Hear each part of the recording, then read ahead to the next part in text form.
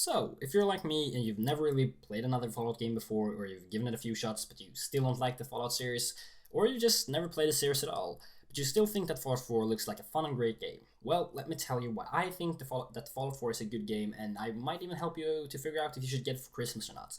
I'll also make a video on some things I don't like about the game, but that's for another time, so let's just focus on the positive things in this video, okay? So what up guys, it is your boy Topodox, and this is the first time I'm doing a review, so please forgive me that this is probably an awful review. But this is also the first time I'm doing a scripted video, so I'm asking for your forgiveness in advance and tell you that I'm sorry, that I will probably misread something or read something twice. So at number one, we're kicking off with the environment and exploring. Fallout 4 has a really big open world. I can't say I didn't wish for it to be bigger and that they couldn't push it a little bit more, but I'm the type of person who really loves exploring, so I would probably never complete this game if the world was bigger, since I still just go and run around and to explore the world. But if you're one of those who really wants the world to be bigger, good for you. But sometimes it doesn't really matter how big the world is, but how well it's made, and the Fallout 4 world is very well made. At number two, we have the story. The story is great, I really love it. I'm not gonna spoil anything, or at least I will try not to. But our story starts off before the Great Nuclear War, which you've probably figured out by now by watching the trailer. So once you get your Pip-Boy, you can go out and explore, and you will find out a lot about the new unfamiliar world you're trying to survive in. There's also a lot of side quests, just like Skyrim, so if you played Skyrim you can probably have an idea on how many side quests there is. And yes, the main story is a little bit short, but if you're like me, it can take up to around 20 to 30 hours before completing the main story due to all those side quests and farming for the best gear you can probably have, and also exploring. At number three, we have the weapons and the weapon system. And the weapons and the weapon system might be what is a little bit hard for you guys, because as far as I know, there is no aim assist in this game, which most games have at this point. But that will really test out your accuracy a lot. But I still think it's fun when there's a challenge. You can also craft new weapons and make your own personal power armor, some way at least.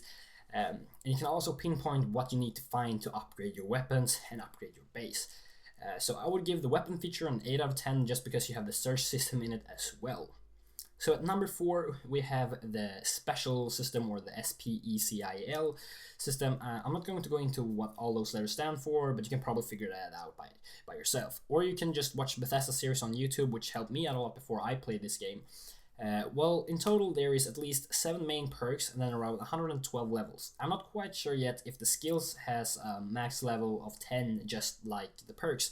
So, but if you count it, it's at least 70 stat points just to get the highest special level, and by that I mean you have all the basic perks maxed out, and then around 1,200 skill levels.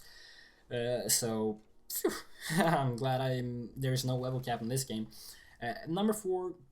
This is something that is really important for you guys, or number 5 I mean. So if you're like me and you have never really played the Fallout game before, or at least not that much, and you're not familiar with the story or the world that you're running around in, don't worry, the game has you covered. It does a great work trying to explain what happened and what everything is and so on throughout the game. So understanding what happened is not really that important, as you can just mainly ask everyone around what happened and what everything is. Well, this was part 1 of the video. I will be listing 5 bad things with Fallout 4 in a later video. But that's it. Now I will put the final review on this game, and I'm just going to tell you there is no multiplayer if you haven't figured that out by now, if you haven't searched for that or anything.